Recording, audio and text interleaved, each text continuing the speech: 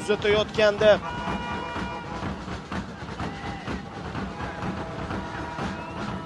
o'rtadan to'p o'tkazildi. Mazgavoy yuqoridan ichkariga Hamdamov qabul qila olmadi, lekin Dilshod Saidov 17-daqiqa sifatida qayd etiladi bu. Dilshodning zarbasi gol bilan xavfli vaziyatlar yuzaga keltirishayotgandi, lekin Paxtakorning birinchi chinakam xavfli vaziyati gol olib keldi. Mazgavoy va Mladovich Boyan afsus bilan boshini egib qo'ydi hozir Ahmed Grin. Akmal Mazgavoy trivelani amalga oshirgan ekan, Doston Hamdamov tomonga.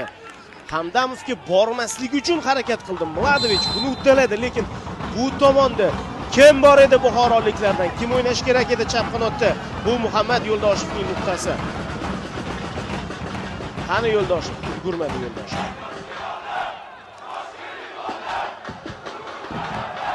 Brunol maydon egalari oldinga chiqib olishdi. Saidov Dilshod to'pni yuqoridan uzatyapti. Darvozabon to'pni qo'ldan chiqarib yubordi. Stefan Chinedu 28. Bilasizmi, qiziq holatda Paxtakorda yaqqol ustunlik bor deb ayta olmayman. O'tkazib yuborilgan ikkita golda qaysidir ma'noda buxoroliklar o'zlariga o'zlari olib kelishdi mana shu gollarni. Birinchidan to'p yuqoridan Saidov tomonidan uzatilayotganda himoyachi balki faollik ko'rsatib qaytarish kerak edi. Keyin darvozabon juda noqulay tarzda chiqib keldi. Hamroyev juda qulay tarzda Chiniduga tashlab berildi to'p. Atayin deb aytib bo'lmaydi buni, lekin shunaqa bo'lib chiqyapti. O'ta qulay bo'ldi Chinidu uchun.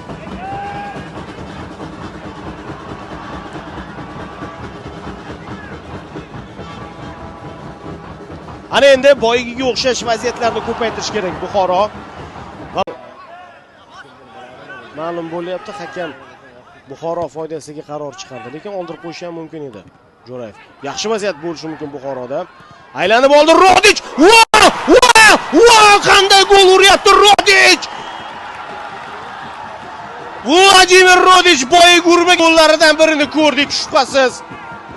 Aylanib olyapti va mana Trivela. Mana bunday bo'ladi Trivela.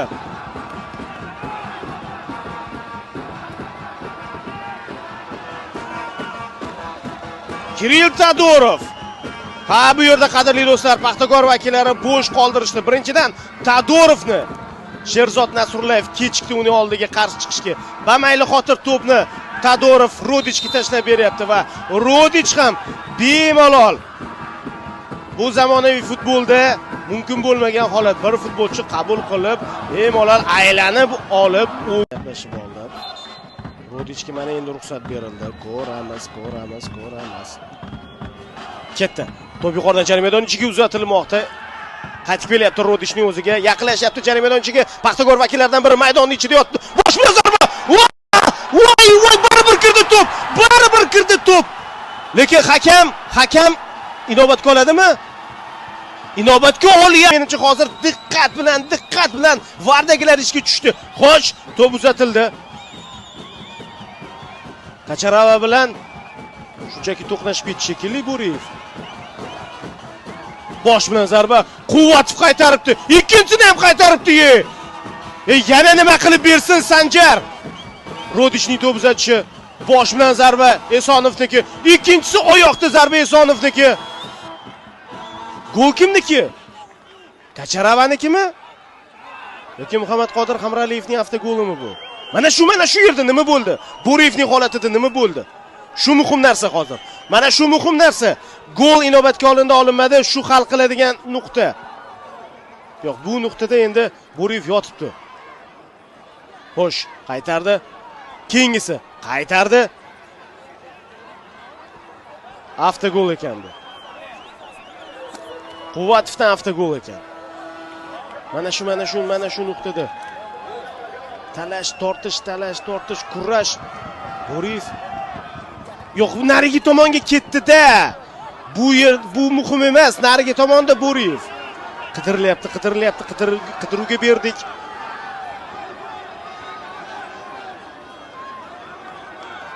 Hamadqodir Hamroliyev yetib kelgan, qaytaradigan holatda tepib ham yubordi, lekin o'z jamoadoshisi deyapti to'p.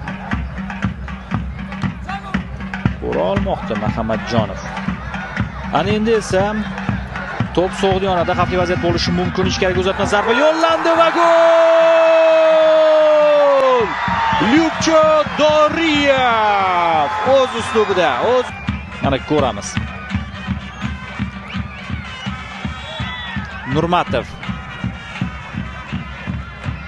Mana bunday pas berdi va Doriyevdan zarba. Uni qo'riqlovsiz qoldirishdi.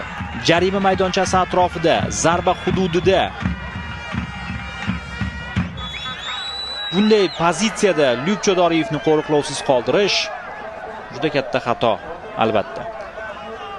Liga to'purari eng xavfli hujumchilardan biri.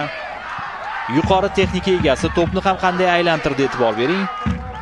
Darvozabon ola olmaydigan qilib yetkazdi, yo'naltirdi. Matov o'zining fintlarini ishlatmoqda. Yaxshi pas, zarba bersa bo'ladi, lekin o'ng qanot xavfli vaziyat va ofsayd yo'q ekan do'stlar. Yo'qmi ofsayd? Agarda pasni ko'rsatdi, lekin o'ng qanotda ishlayotgan. Keling ko'ramiz. Kontakt bormidi himoyachi tomonidan? Bor. Hozir Ravshan Abduvohidovga ish topildi. Bilmadim do'stlar. Yonsiqdagi hakam nima uchun bayrog'ini ko'tardi? Qaytardi. Norchayevdan zarba va darvoza ustuniga to'p tegib darvozaga kirib ketyapti. 6-gol Husayn Norchayevdan kirib ketayotganda agar yo'q, bu penalti. Zo'r tepdi. Har qanaqasiga bu tomonga tashlanganda ham ulgurmasdi menimcha. Davron Merganov qilishyapti markazga pas. Abdurahmonov zarba, himoyachilardan to'p qaytdi. Hujum esa tugagani yo'q. Dinamo vakillari yana shu yerda. Avanesyan endi uzoqdan zarba va gol! Va darvozabon to'pni qo'lidan chiqarib yubordi. 7-daqiqada Dinamo vakillari hisobni ochishga muvaffaq bo'lishmoqda. Barcha Jumaboy yo'lida himoyachilar chiqishdi, ammo ana shu ikki zarbadan ko'ra oddiyroq bo'lgan urinishda darvoza ishg'ol etilyapti. Biz mana takroran ko'rishimiz mumkin. Darvozabon qo'lidan chiqarib yubordi. Ortiqcha izoh, ortiqcha ta'rif shart emas bu golga.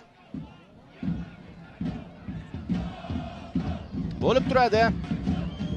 Bunaqa xatolar ham yar bilan o'ynayapti. Markaziy himoyachilarda uzatmalar juda ko'p. Ulardan biri ajoyib chiqyapti. Nurullayev to'pni to'xtatish erigini ko'rdi. Diyor To'ropov va gol! Barobar hisob tenglashyapti. Buning barchasi takroran ko'rishimiz mumkin mana. Uzatmaga e'tibor bering. Ko'rganda Nurullayev shu tomonga harakatlanayotganda endi juda jarima maydoniga yaqin nuqtadan bo'lmabdi. Pas lekin baribir olis masofaga aniq o'ynab berdi. Aleksandr translyatsiya jamoamizga esa alohida rahmat. Hujumni to'liqligicha bizga namoyish etib berishdi mana shu vaziyatda. Nastalik bilan Lokomotiv himoyadan oldinga qarab yuryapti. Nurullayev zo'r pas, Temurxo'ja Abduxoliqov birga bir chiqib ketyapti. Abduxoliqov va gol! 2-1 Lokomotiv hisobda oldinga o'tib olyapti. Temurxo'ja Abduxoliqov esa gollar son 9 taga yetkazgan holda. Yana Nurullayevmi? Albatta, yana Suhrob Nurullayev. Ikkinchi assist Lokomotivning 9-raqamdagi futbolchisidan. Sen deyapti. Temurxo'ja Abduxoliqov Nurullayevga qarata, ya'ni sen yuzaga keltirding bu golni deyapti. Qoldi. Hujum chizig'iga qaytish kerak. Sheriklari bor mana bu vaziyatda. Lohan uzatmani amalga oshiradimi? Tepadimi? Zarba bor. Darvozabon to'pni qo'ldan chiqarib yubordi va ushlab olmoqda. 11 metr. Vaziyat qanday bo'lgan? Ushlab qolgan ekan bu. Endi rostdan ham 11 metrlik belgi.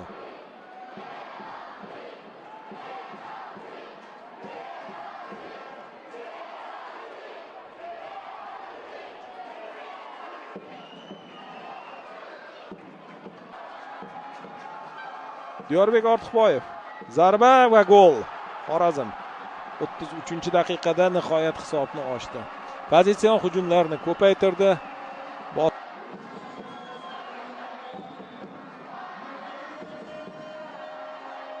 Rostdan golga imkoniyat qoldirmagan Diyor.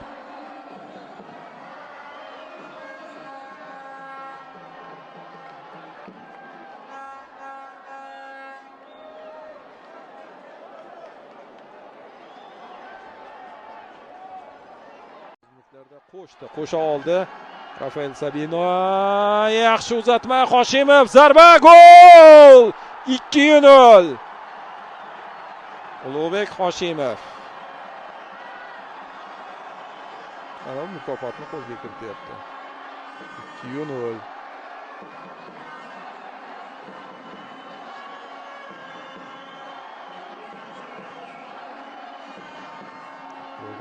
Zo'r o'ynadi.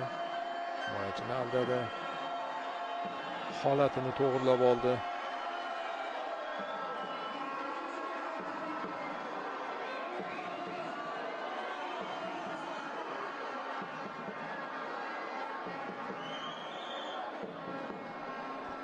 Mashal yana shuncha kuch holatda hakam qoida buzilmagan, to'p uchun kurash bo'lgan deb hisobladi. Kiritor Riyosjon Rizaqulov Nefchining hujumi chap tomonga to'p yetkazib berildi.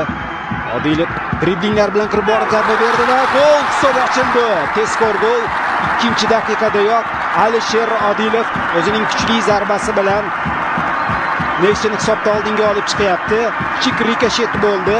Darvozabon ham to'pni yarim takroran golni taqdim etib berishadi. Ko'rib olaylik. Mana Odilovga to'p keldi, o'yindan tashqari holat yo'q ekan, zarba berdi, rikoshet bilan to'p darvozaga kirib ketdi. Menimcha kimni Shukurlayevning hisobiga yozildimi bu gol yoki Odilovning? Alisherning hisobiga yozilgan bo'lishi mumkin. Ofsayd yo'q, ayni ofsayd holati bo'yi ko'rilgan. Aldamchi harakatlar. Mana bu vaziyatda Shukurlayevni oyog'iga to'p tegib darvozabonni chalg'itib qo'ydi. Bugun qaydnomaga kiritildi 71-raqamda. O'z vaqtini kutayotgan futbolchilardan biri Odilov. Iskandarov gol! 2-0. Jamshid boshi bilan to'pni darvozaga aniq yo'lladi. Ibrohim Halil takrorlarni kutamiz. Mana hop Ratinho pas berdimi? Odilov Ibrohim Halilga, Yo'ldoshev markazga 12 metrlardan turib qarang. Baribir o'yinni o'qish, vaziyatni to'g'ri baholash san'ati Jamshidda yuqori. U Odilov, Yo'ldoshev keyin yuqoridan himoyachiga tegib Jamshidga keldi. U boshi bilan to'pni darvozabon markazda turganligini ko'rib burchakka tushirib qo'ydi. Darajada katta emas. Jumayev tezlik namoyish etib to'pni qoldirdi. Zarba Iskandarovdan va gol!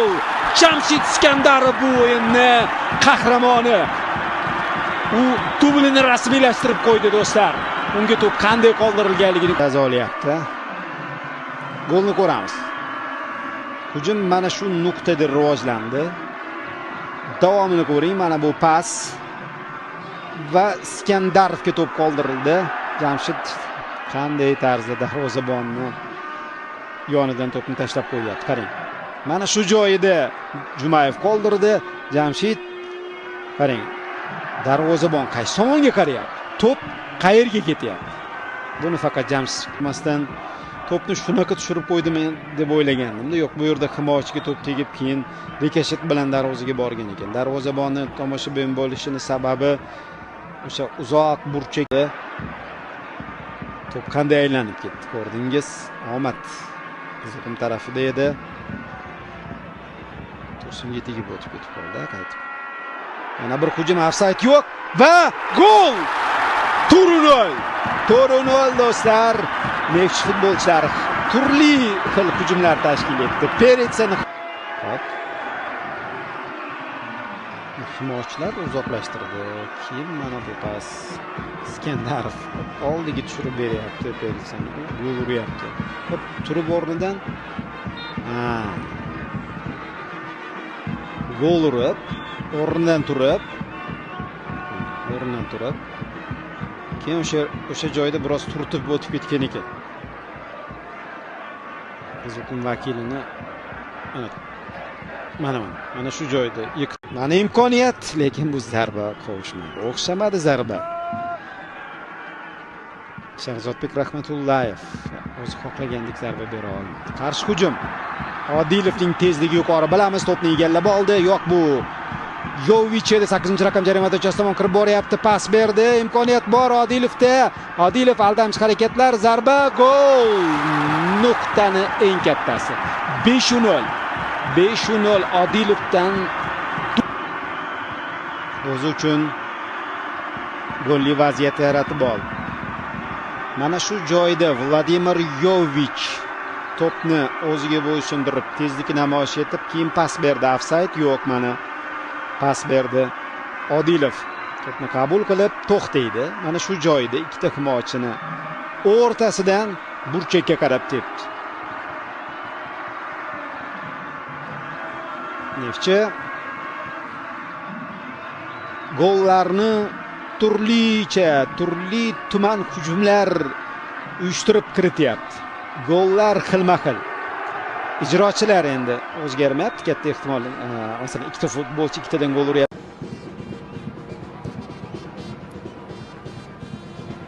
"1-0" hisobida Bunyodkor yoshlari zafar quchdi. Hozir esa Bunyodkor kattalari hujum tashkil etmoqda. Va zarba va gol! Dmitriy Pletnyov super ijro va qaldirg'ochlar. Mana Pletnyov a'lo darajada ijro etdi zarbani. Muzaffar Olimjonov assist yozdirib qo'yapti o'z hisobiga.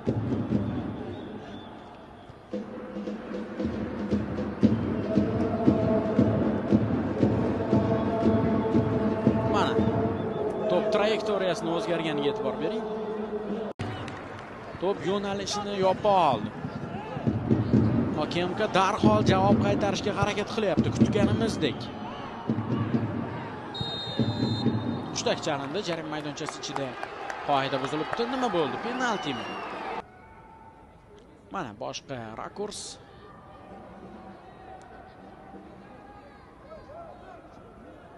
Fikringiz qanday? Siyovash Haqnazariy zarba va gol. Hisob tenglashmoqda. 1-1. Siyovash Haqnazariy Abdumashni topdi. Abdujalilov, ammo zarba kuchli edi. Zarba juda ham kuchli edi. Eronlik legioner Siyovash Haqnazariy hisobni tenglashtirdi. O'tgan ayni damda Neftchi hamda Qizilqum jamoalari o'rtasidagi uchrashuv ham bo'lib o'tyapti. U yerda 2-0 hisobda farg'onaliklar zafar quchyapti. Nodirbek Abdurazzoqov yaxshi imkoniyat, chap oyoqda zarba yo'llaydi. Zarba va gol! Nodirbek Abdurazzoqov! Chiroyli zarba va OKMK hisobda oldinga chiqib olyapti. OKMK jamoasini qo'llab-quvvatlash uchun stadionga tashrif buyurgan muxlislar namoyish etildi. Qarang. Abdumavlon Abdujalilov yeta olmadi bu to'pga.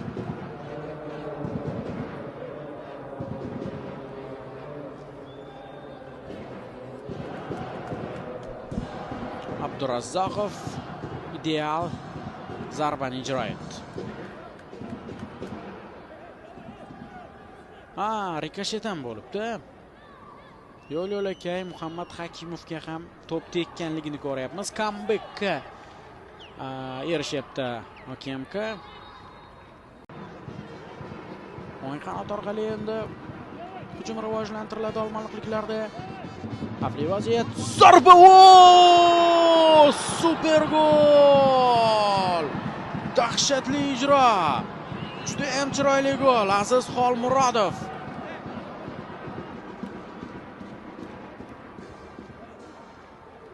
Mana Xolmurodovning ijrosi o'tkir burchakdan zarba yo'lladi. To'p trayektoriyasi o'zgardi. Ustunga to'pning tegishi bu golga yanada chiroy baxsh etdi. 3-1. Mirjalol Qosimov jamoasi birinchi taymning o'zida comebackga erishyapti. Abdurazzoqovdan assist. Nodirbek Abdurazzoqov bitta gol urdi, bitta assist amalga oshiryapti.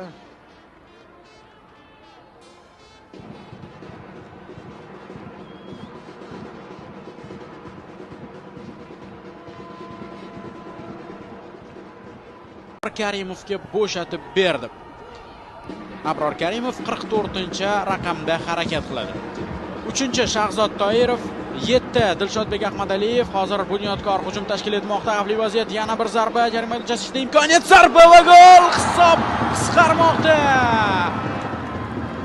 3-2. Bunyodkor ikkinchi taym avvalini jamoasi Bolgariyaning Spartak Varna jamoasini o'z safida ko'rishni istayapti.